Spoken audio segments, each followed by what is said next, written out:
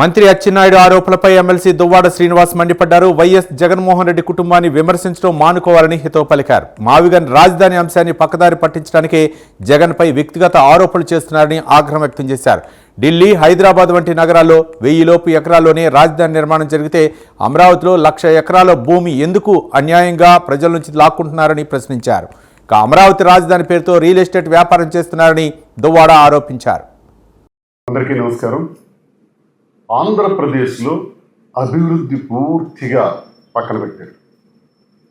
ఇప్పటికీ ఉమ్మడి రాష్ట్రాలుగా ఉన్నటువంటి ఈ ఆంధ్రప్రదేశ్ విడిపోయిన తర్వాత 12 ఏళ్ళు అయింది. అంటే ఒక పుష్కర కాలం అయింది.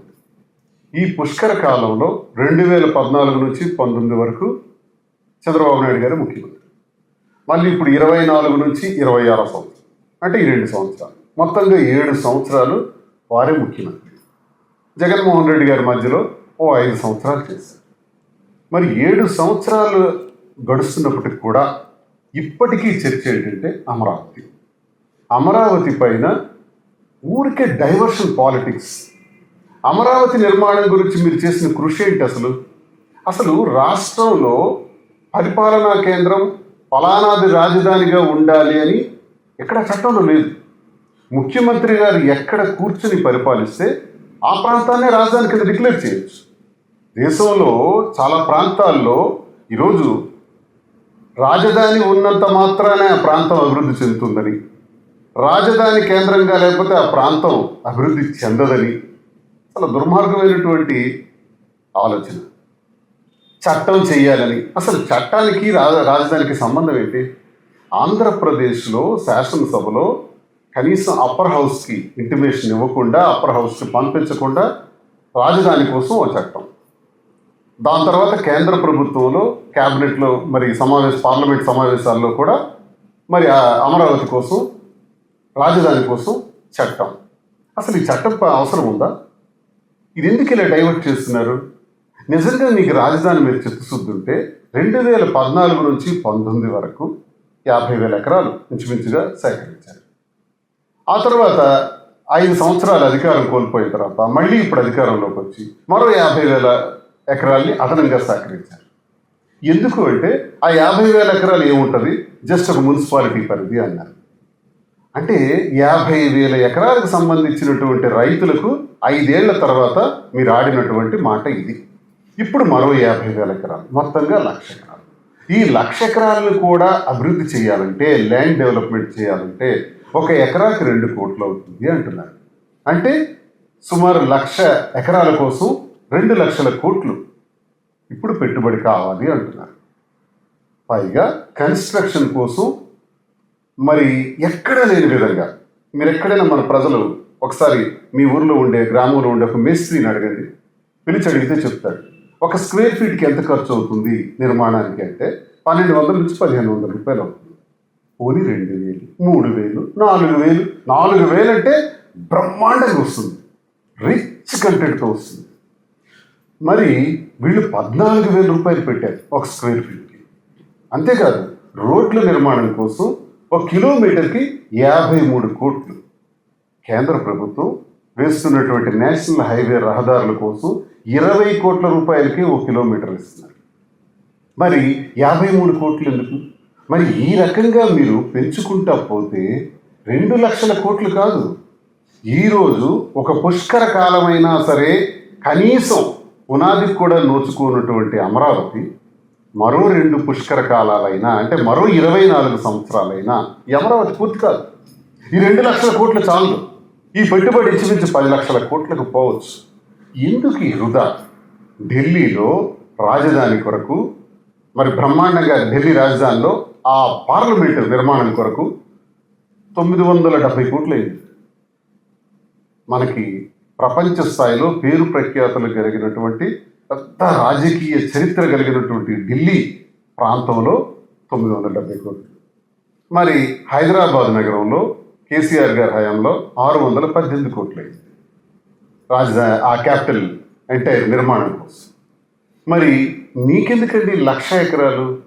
మరి మనకెందుకండి 2 లక్షల కోట్లు? అసలు ఏంటి అర్థం ఉందా? ఈ రాజధాని పేరుతో ఎంతకాలం వృధా చేస్తారు? అసలు ఇంత డబ్బులు మన దగ్గరికి ఉన్నాయా? మీరు 2024లో అధికారంలోకి వచ్చిన తర్వాత కూటమి ప్రభుత్వం చంద్రబాబు నాయుడు ఈ 2 ఏళ్లలోనే 3,55,000 కోట్ల అప్పు చేశారు. ఇంత అప్పు చేసిన తర్వాత ఉద్యోగులకు నెల 1వ తారీఖు వచ్చిన వెంటనే శాలరీ ఇవ్వటానికి డబ్బులు కూడా లేవు. అగమ్య గోచరంగా ఉంది. చాలా ఇబ్బందుల్లో ఉన్నాయి రాష్ట్ర ఆర్థిక పరిస్థితులు. మీరు చెప్పిన వాగ్దానాలు ఏవి అమలు జరగలేదు. వాగ్దానాల మీద దృష్టి సారించట్లేదు, అభివృద్ధి మీద దృష్టి సారించట్లేదు, పోలవరం మీద దృష్టి సారించట్లేదు. అమరావతి మీద కావాలని డైవర్ట్ చేస్తూ ఇన్ని లక్షల కోట్లు కావాలి, ఈ షేప్లో కడతాం, ప్రపంచమే విస్తుపోయేలా కడతాం, ప్రపంచమే ఇక్కడికి వచ్చి చూసేలా కడతాం అని చెప్పి మభ్యపెట్టి మోసం చేసి 7 సంవత్సరాలుగా అమరావతి పేరుతో మోసం చేస్తున్నారు కదా. ఈ టైంలో మధ్యలో వచ్చినటువంటి జగన్మోహన్ రెడ్డి గారు ఒక మాట చెప్పారు. అమరావతి నిర్మాణంకి ఇన్ని వేల ఎకరాలు అనవసరం, ఇన్ని లక్షల కోట్లు తెచ్చే పరిస్థితి మన రాష్ట్ర ప్రభుత్వానికి లేదు, అంత అప్పు కూడా దొరకదు, అంత అప్పు తెచ్చి చేసే పరిస్థితి కూడా లేదు. కాబట్టి నేనేమనుకుంటున్నాను అంటే ప్రాంతాల వారీగా అభివృద్ధి చేయాలని అనుకుంటున్నాను. అటు రాయలసీమ కానీ, ఇటు గుంటూరు, విజయవాడ ఈ ప్రాంతాలు కానీ, మరి శ్రీకాకుళం, విజయనగరం, విశాఖపట్నం, ఉత్తరాంధ్ర ప్రాంతాలు. కనుక రాజధానిని అంటే పరిపాలనా రాజధానిని విజయవాడలోనే కొనసాగిద్దాం, విజయవాడలోనే కొనసాగిద్దాం అంటే అమరావతిలోనే కొనసాగిద్దాం. దానికేమి జగన్మోహన్ రెడ్డి గారు కాదని చెప్పలా. రాయలసీమలో కర్నూలులో న్యాయ రాజధాని ఏర్పాటు చేద్దాం, విశాఖపట్నంలో పరిపాలనా రాజధాని ఏర్పాటు చేద్దాం, 3 ప్రాంతాలను కూడా అభివృద్ధి చేద్దాం. అద్భుతమైనటువంటి ఐడియా. ముఖ్యంగా ఉత్తరాంధ్ర ప్రజలైనటువంటి మాకు చాలా సంతోషకరమైనటువంటి వార్త ఇది. అలాగే రాయలసీమలో కూడా మరి న్యాయ రాజధాని పెట్టడం వాళ్ళకి చాలా సంతోషకరమైనటువంటి వార్త. ఆ ప్రాంతాన్ని కూడా అభివృద్ధి చేసింది. ఎందుకంటే గడిచిన కాలంలో చూసుకుంటే మద్రాస్ ప్రెసిడెన్సీగా ఉండేటప్పుడు మద్రాసు నుంచి బెరహంపూర్, ఛత్రపురం వరకు ఇది ఒక రాష్ట్రం. మా ఉత్తరాంధ్ర ప్రజలందరూ కూడా మూటా ముళ్ళు పట్టుకొని మద్రాసు వెళ్ళాం. తర్వాత భాషా ప్రయుక్త రాష్ట్రాల కింద ఏర్పడేటప్పుడు కర్నూలు వెళ్ళాం, కర్నూలు వచ్చింది.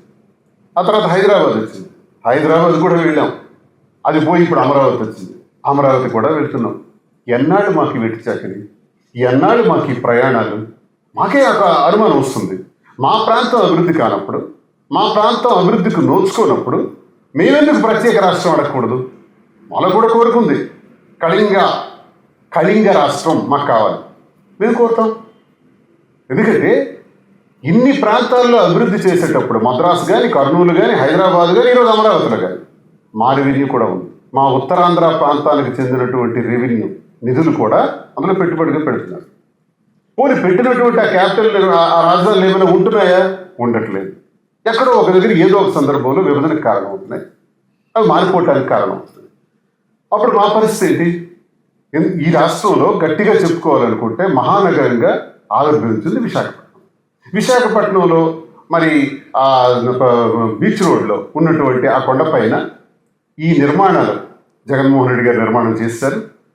పరిపాలనా రాజధాని ఇక్కడ చూసుకుంటే 2 లక్షల కోట్లు కాదు కదా, 10,000 కోట్ల రూపాయలతో బ్రహ్మాండంగా అభివృద్ధి చేసేయచ్చు. కర్నూలులో హైకోర్టు కట్టేయచ్చు. ఈ రాజధాని నిర్మాణం అమరావతిలో పరిపాలనా రాజధాని, అసెంబ్లీ నిర్వహణ అంతా అక్కడ హాయిగా చేసుకోవచ్చు. మరి విశాఖపట్నంలో కొత్తగా ఇక్కడ పరిపాలన రాజధాని ఏర్పాటు చేసుకుంటే 3 ప్రాంతాల ఆమోదయోగ్యంగా ఉంటుంది అని బ్రహ్మాండమైన ఆలోచన చేశారు. దురదృష్టం అధికారం కోల్పోయిన తర్వాత మరి ఆ పని పూర్తి కాలేకపోయింది. జగన్మోహన్ రెడ్డి గారు ముఖ్యమంత్రి అంటే 3 ప్రాంతాలని బ్రహ్మాండంగా ఆయన చూస్తుండేవారు. ఇది బాగుంది కదా. ఇప్పుడు రాజధాని అవసరం ఏముంది? ఎందుకు విశాఖపట్నాన్ని పరిపాలనా కేంద్రంగా ఉంచుకోవడం? ఎందుకు అమరావతిని కొనసాగించకూడదు? ఇది ఎవరు కాదన్నారు? దీనికి 1,00,000 ఎకరాలు ఎందుకు?